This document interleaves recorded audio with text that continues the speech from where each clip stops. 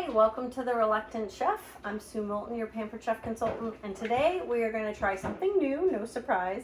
We're going to make a roasted beet hummus, and I'm going to be using our newest fall power tool. This is our food processor, and one of the great things about our food processor is the blade that's in it will go up and down while you're using it so that it will get all the items that are at the bottom and move them to the top and rotate the items down, which is really important. A lot of times when you're using a food processor, the bottom turns into liquid water and the top never gets chopped up. So last night I roasted some beets, and the way I do that is I will take the beet, I'll peel it, and then I just cut it in half, and I put the beet, or in quarters this time, and I put the beet in aluminum foil, and I just bake it at like 350 or whatever temperature I happen to be using it at for about an hour. When I'm roasting other vegetables, I was doing a butternut squash soup with carrots and ginger, and I was doing onions and roasted garlic, so I was roasting it all at the same time. So what we're going to do is we're going to put that in here, and then we're going to hit the pulse button a couple times.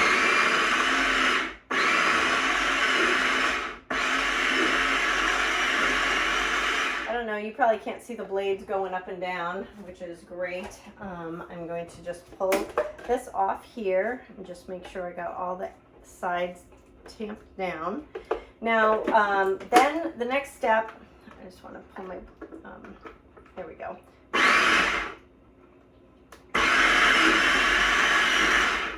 So next we're going to take our zester. I'm going to get a little bit closer so you guys can see the zester. This is our new zester from Pampered Chef. I love it because the back side, if you can see, has measurements on it, and the top we just take off. And what's great about this is you can zest in multiple directions. You don't have to just go in one direction like our old zester. You can just go around every bit of your lemon, lime, clementine, ginger, garlic, Parmesan cheese, whatever you're zesting. You can just go in circles, back and forth, up and down. Now, it has what I call like a windshield wiper blade on the bottom. So once we have all of our zest of this lemon, we are going to twist the zester in circles. And what that will do is it'll make that windshield wiper blade take the zest off of the back side of the zesting blades and push it down into the container below. Now remember, if you're zesting a lot and you're not using it all right away, you can put the cover on it and use it for another use.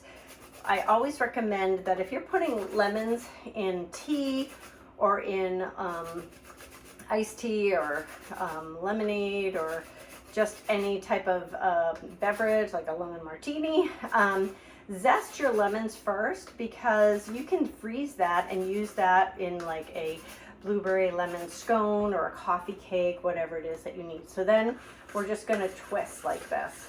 That's it. Twist, twist, twist. It's going to clean it, and it's got my lemon zest in the bottom. Let me show you. And we're going to dump that in. Look at that. You guys see that? I know I'm a little far away. I need to get my tripod back. So we're going to put our zest in. Then we're going to add some of our lemon juice. We're going to put a half of the lemon in. There we go. Push this together. We're going to do 2 big tablespoon dollops of tahini. We're going to put some salt and pepper. And we're going to put my roasted garlic in there. And then after we do the first section of our beets, I'm going to add onion. My husband wanted to try some with roasted onion in it too, so I said, all right, I would do that. So we're going to give that a try as well. So we'll have 2 different flavors to try. So let's do that. All right.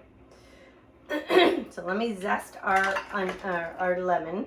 So to zest, remember that you're always going to hold your knives, use your loser fingers so you don't lose a finger, choke up on your blade and pinch your knife here.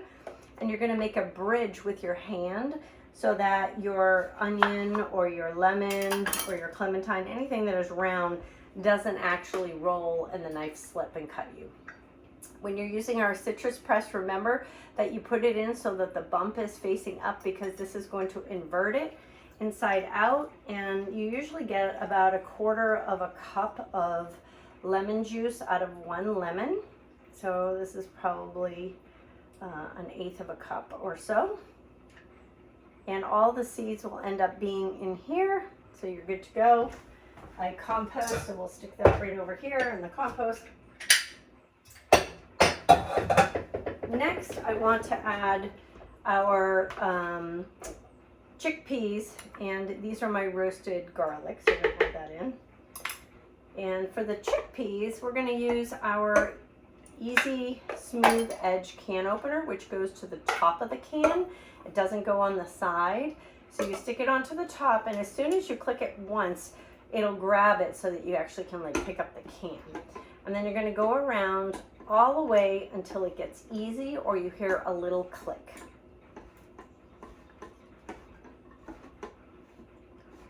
There we go. And then what you're going to do is you're going to go back half a turn, and then there's like a bird beak on one side and a button on the other. So when you push the button on this side, the bird beak will close, and you just put it on the top of the can, close it, and lift straight up. And what's so great about this is it's smooth here. You can run your finger over here, and it's smooth inside. So you're not going to get those rough edges. My son ended up with 6 stitches on the bottom of his foot because he tried to jump the trash can and beat his sister to the front door and landed on a tuna can. So we're going to be using, this is a discontinued tool. I love it. I hope they come back with it. I call it my berry and bean strainer. It's a colander strainer. I just really like it a lot. I'm saving the juice from these chickpeas because when a recipe calls for adding a little bit of extra water or something like that to it, it's better if you can add your chickpea water because it's a little bit thicker, and it'll just give it good flavor. So what am I doing next? Well, look at how much bubbles come on my chickpeas when you add water to them, right? So they're starchy, a little bit starchy, just like rice is. And I'm going to run my fingers over the chickpeas because if any of them still have the skins on them, you want that to come off. Now, normally when they're canned, the skins are already off them like these are, but I'm just doing a double check. And then, yep, there's a couple of skins here that are coming on that. And then what you want to do is you want to drain it again. Now, if you're doing, just so you know, you get a better flavor if you take the skins off of your chickpeas. So see, it reminds me of like a shrimp shell that you just kind of mush your hands around, just kind of move it a little bit, maybe like an egg when you're doing like eggs and stuff like that.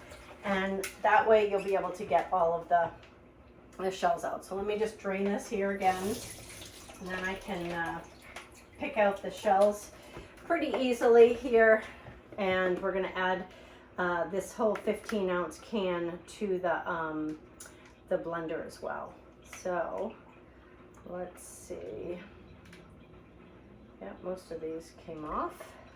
I'll just scan through it. So another tool that you'll see over to my right is the Easy Read measuring cup. This one is a 4 tablespoon. Very tiny, great for shots, great for agave, really good for doing honey and I'm having a hard time, cream cheese, anything that's like sticky and gooey. All right, so I think I need to like peel more. Yep, I do. I lied. You got to peel more. You got to really move the skins around. So I think that's what I'm going to do. I'm going to do a little do-over. I should have done this earlier, but I want it to taste really good. So I'm going to take each pea and I'm going to really move my hands over it to get the skin off. I thought these ones were going to be skinless, but they are not. They just soak them. So you will get a better flavor if you do this. And then we're just going to blend it all together, a little bit of salt and pepper, and we're going to have our hummus. So I hate to keep you on while I do my chickpeas. I think my next video I'll have my chickpeas all done for you. But anyway, I'll post a photo of what it looks like, and then I will add my roasted onions into it as well. And I'll let you know whether we felt like that was a good addition or whether we would have stuck to the regular recipe as is. So that's as easy as it is to make homemade hummus. So I'm gonna chill it, and we have some homemade crackers. My husband's been practicing on making homemade crackers, so we'll do that as well. And we will see you next time on The Reluctant Chef.